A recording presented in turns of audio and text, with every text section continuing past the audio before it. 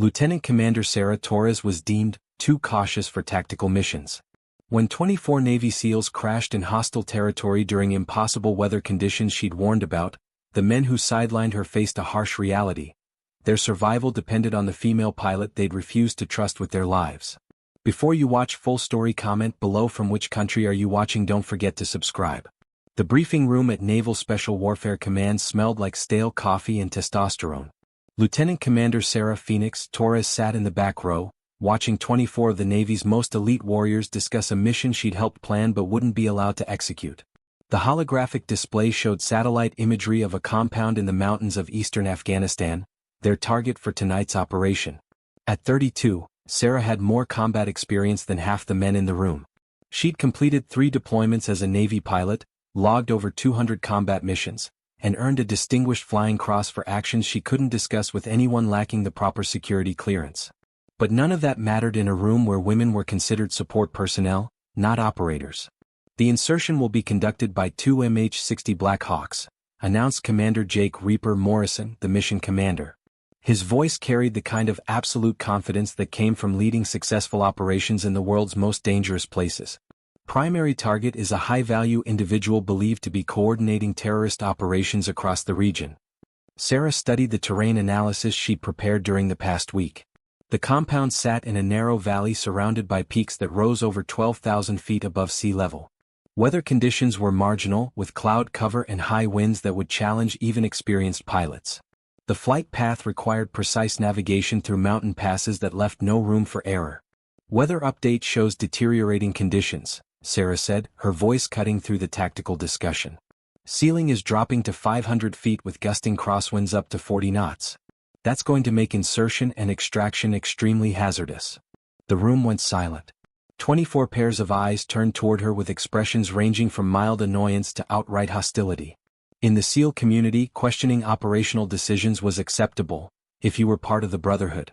Sarah was tolerated as a subject matter expert, but she wasn't family. "Thanks for the weather report, Phoenix," Morrison replied, his tone carrying just enough dismissal to remind everyone of their respective positions in the hierarchy. "But our pilots are capable of handling challenging conditions. Sir, I've flown in similar terrain during Operation Enduring Freedom.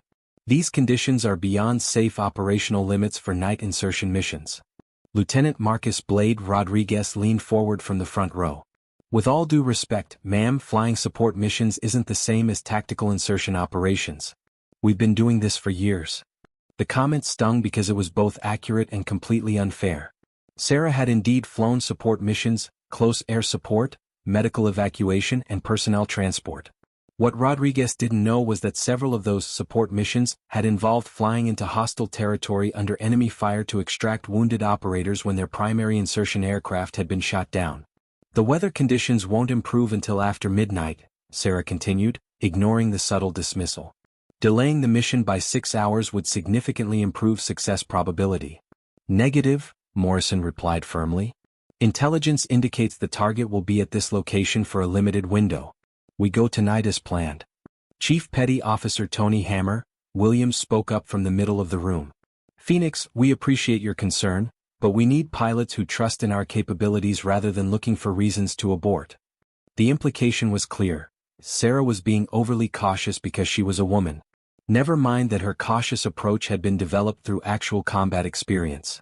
Never mind that she'd successfully completed missions other pilots had considered too dangerous to attempt. "Understood," Sarah said, settling back in her chair. She'd made her concerns known. What happened next was beyond her control.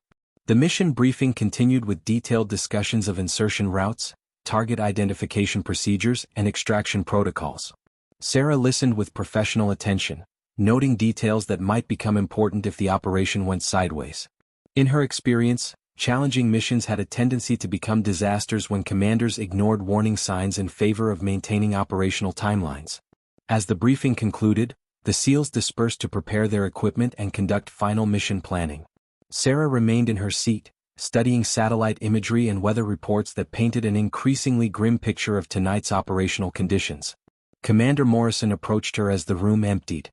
"Phoenix, I need you on standby tonight. Not for the primary mission, but in case we need emergency support." "What kind of support?" Medical evacuation, emergency extraction, that sort of thing. You'll be stationed at Forward Operating Base Chapman with a UH-60 on hot standby. Hopefully we won't need you. Sarah nodded, though she felt a familiar knot forming in her stomach. Standby duty meant sitting in a helicopter for hours, monitoring radio chatter and waiting for something to go wrong. It was the kind of assignment that kept female pilots away from primary combat operations while maintaining the illusion of inclusion. Sir, I'm qualified for tactical insertion missions. My aircraft handling scores are higher than most of the pilots you're using for primary operations. Morrison's expression softened slightly, though his answer remained unchanged. Phoenix, you're a damn good pilot. But this is a SEAL operation, and our team dynamics are built on years of working together. Adding new variables to a high-risk mission isn't tactically sound. It was the same explanation she'd heard dozens of times during her career.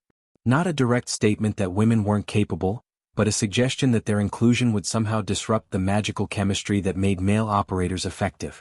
The logic was circular and unfalsifiable. Women couldn't prove their effectiveness because they weren't given opportunities to demonstrate it. 6 hours later, Sarah sat in the pilot's seat of her UH-60 Black Hawk, watching the sun disappear behind the mountains of eastern Afghanistan. The aircraft was configured for medical evacuation, with litter stations and advanced life support equipment. Everything needed to extract wounded personnel from hostile territory, assuming they could reach the extraction point alive. Forward Operating Base Chapman buzzed with the controlled energy that preceded high-risk operations. Ground crews performed final equipment checks while intelligence analysts monitored communications intercepts for last-minute changes to the tactical situation. The air smelled like diesel fuel and dust, with an underlying tension that came from knowing people were about to be placed in mortal danger. Phoenix, this is Reaper. Morrison's voice crackled through her headset from the mission commander's position. Primary insertion flight is airborne. ETA to target 37 minutes. Copy, Reaper. Phoenix standing by. Sarah settled in for what she hoped would be a boring night of monitoring radio traffic and drinking lukewarm coffee. The mission was scheduled to last 4 hours: insertion, target acquisition, and extraction. Simple in concept, challenging in execution, especially given the deteriorating weather conditions. 20 minutes later, the first indication of trouble came through the communications system. Reaper, this is Eagle 1. The voice of the primary insertion pilot was tight with concentration. We're encountering severe turbulence and visibility issues. Recommend aborting insertion. Eagle 1 Reaper. Continue to target. Weather is within acceptable parameters. Sarah checked her own weather monitoring equipment. Visibility had dropped to less than 200 feet, with turbulence that would make precision flying nearly impossible. The conditions were definitely not within acceptable parameters for night insertion operations, but the mission was proceeding anyway. Eagle 2 Eagle 1. I'm losing visual reference. Request immediate abort. All aircraft Reaper. Continue mission as planned. Target window is closing. Sarah felt her heart rate increasing. She'd been in similar situations during her own combat deployments, moments when operational pressure overrode tactical common sense, leading to decisions that put lives at risk unnecessarily. The difference was that tonight she was listening rather than flying. Mayday. Mayday. Eagle 1 going down. The radio transmission cut through the night like a blade. Sarah was already reaching for her engine start switches before the formal request for assistance came through the command network. Phoenix Reaper. Eagle 1 has crashed approximately 2 clicks from the target compound. Eagle 2 is damaged and returning to base. We have 24 personnel on the ground with no extraction capability. Reaper Phoenix. I'm spinning up for immediate launch. Negative Phoenix. Stand down. We're coordinating alternative extraction options. Sarah ignored the order and continued her engine start sequence. 24 Navy SEALs were stranded in hostile territory, surrounded by enemy forces who would be converging on the crash site within minutes. Alternative extraction options would take hours to coordinate, time those operators didn't have. Reaper Phoenix. Weather conditions are deteriorating rapidly.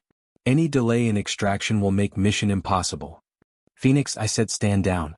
That's an order. Sarah lifted off without authorization, climbing into weather conditions that violated every safety protocol in naval aviation. Visibility was essentially zero, turbulence was severe enough to damage aircraft systems, and she was flying alone into territory controlled by people who would be very interested in capturing or killing an American pilot. But 24 SEALs were counting on someone to make the hard choice between following orders and saving lives. Sarah had made similar choices before, and she'd never lost anyone under her care. The flight to the crash site was a masterclass in aviation under impossible conditions. Sarah navigated using instrument references and GPS coordinates, flying through mountain passes in zero visibility while maintaining precise altitude control to avoid controlled flight into terrain. The UH-60 bucked and rolled in turbulence that threatened to tear the aircraft apart, but she held it steady through muscle memory and sheer determination. Any station, this is Rescue 6, she called into her radio, using an unofficial call sign that wouldn't immediately identify her as the pilot who'd been ordered to remain on standby. I'm approaching the crash site with extraction capability. Rescue 6, this is team leader on the ground. We have 24 personnel at grid coordinates 378942. Multiple casualties, immediate extraction required. Sarah recognized the voice of Chief Petty Officer Williams, the same SEAL who'd questioned her qualifications during the mission briefing. The irony wasn't lost on her, but this wasn't the time for satisfaction. It was time to save lives. Team Leader Rescue 6. I have you on GPS preparing for landing in approximately 3 minutes. Be advised, weather conditions are severely limiting visibility. Rescue 6, be advised we have enemy contact. Landing zone is hot. Sarah could hear gunfire in the background of the radio transmission. The SEALs were under attack, probably surrounded by hostile forces who'd been drawn to the crash site. Landing in a hot LZ was dangerous enough under ideal conditions. Attempting it in zero visibility weather was close to suicidal. But leaving 24 operators to die was not an option. Team Leader Rescue 6.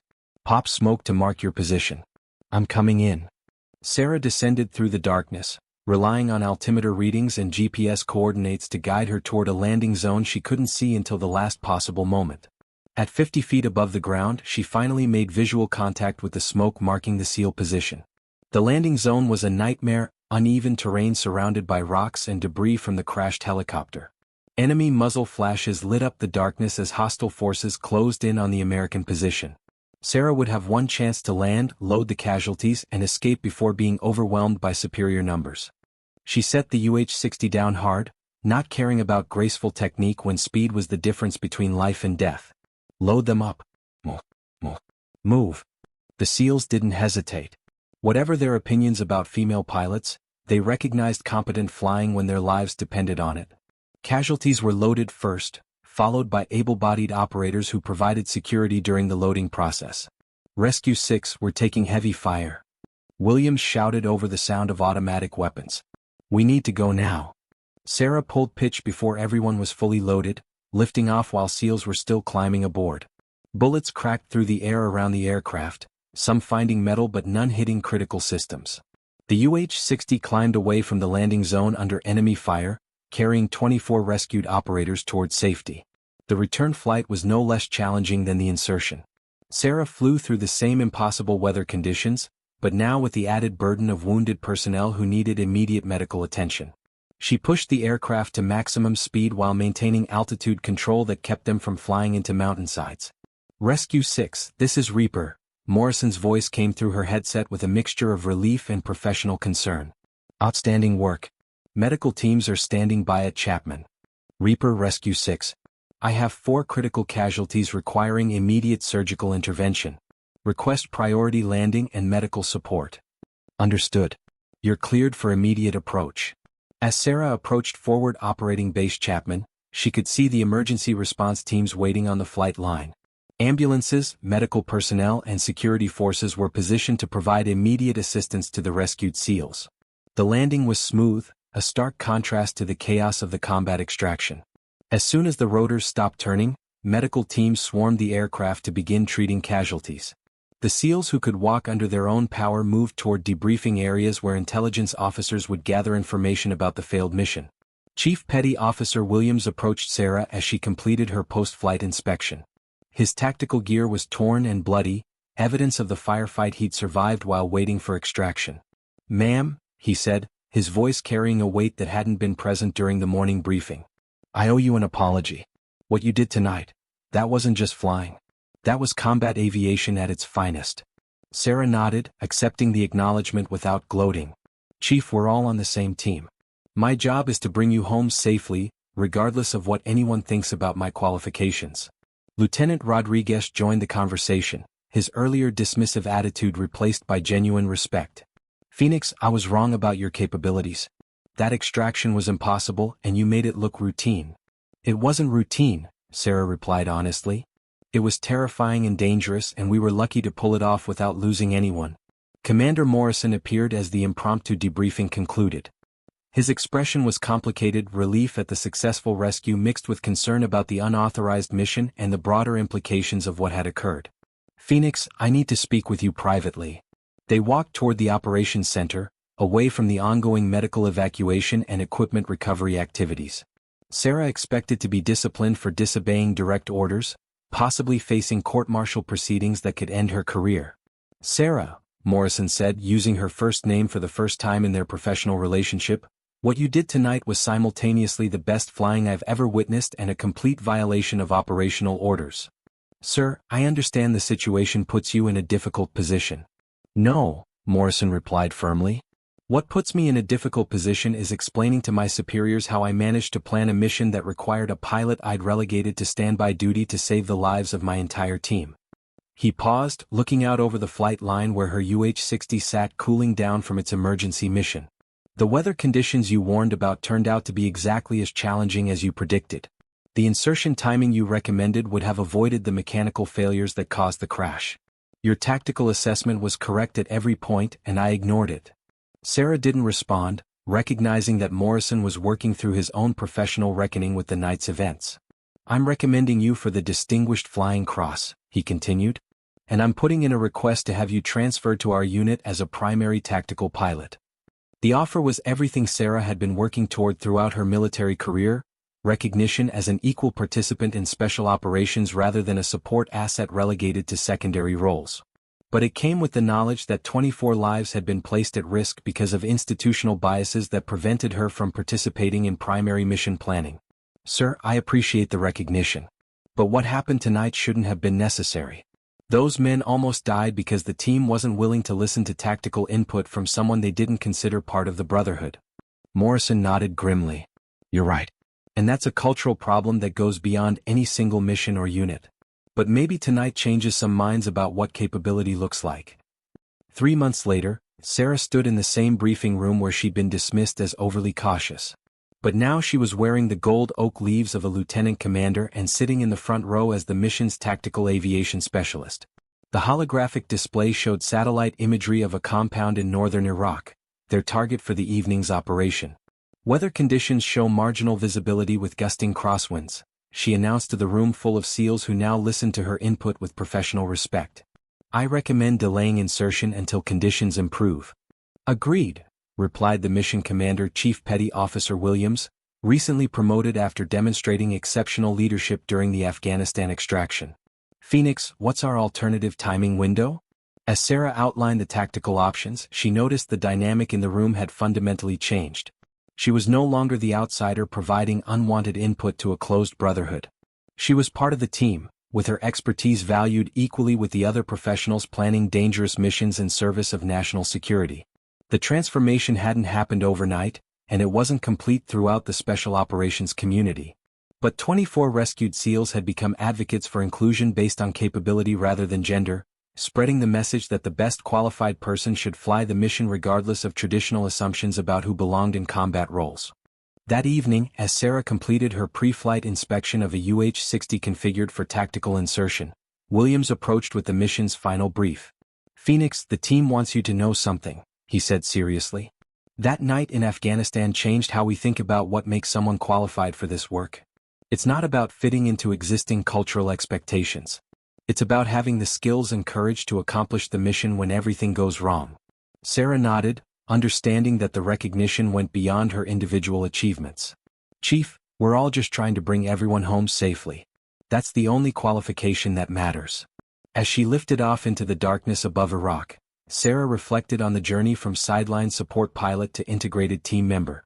The path had required proving herself under the most dangerous conditions imaginable, facing discrimination and institutional barriers that never should have existed. But 24 Navy SEALs were alive because she'd refused to accept the limitations others had placed on her capabilities. And future female pilots would face fewer barriers because someone had finally demonstrated that gender was irrelevant when lives hung in the balance and expertise was needed to save them. The radio crackled with mission updates as her aircraft approached the target area. Sarah Phoenix Torres, the woman they'd sidelined, was now leading the insertion flight into hostile territory, exactly where she'd always belonged.